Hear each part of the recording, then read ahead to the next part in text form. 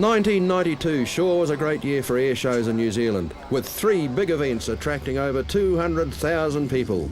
Scenery backdrops complemented a lineup of aircraft never before on display in this country. The airplane has wonderful acceleration, particularly on takeoff. We're looking at 61 inches of manifold pressure and 3,000 RPM as max takeoff power. The airplane accelerates very rapidly, and it really is a delightful airplane to handle.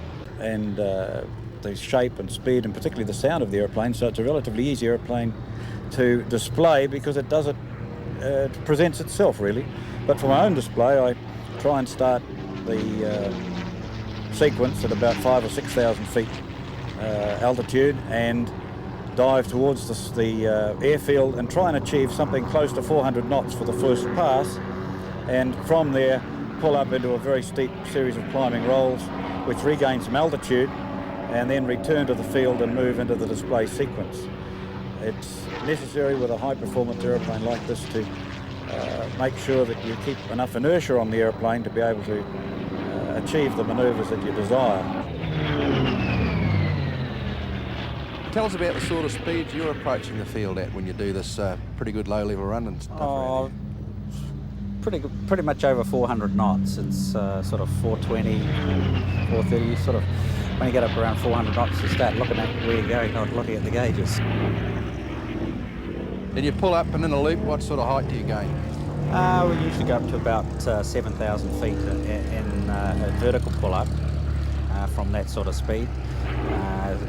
Usually with a vertical roll on the way through.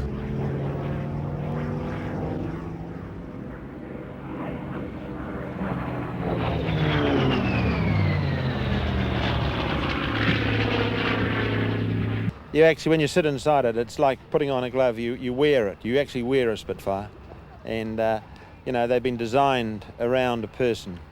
Like the cowls around the engine is designed around the engine. The cockpit is designed around the pilot. It's a beautiful, beautiful machine.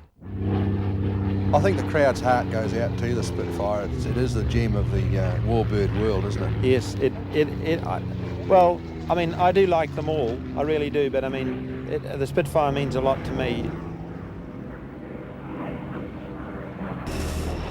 A rare appearance in New Zealand skies at Auckland is this unique British creation that overcame vertical flight and etched its place in aviation history.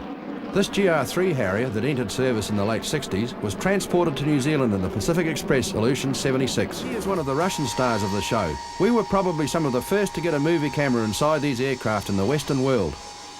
The Ilyushin Il76, NATO named Candid, was designed in the late 60s and first flown in 1971. The Beriev A40 flying boat was definitely one of the major highlights of the airshow season.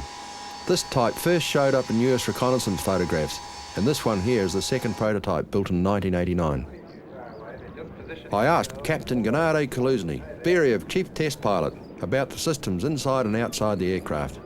The first flight was created in 1987.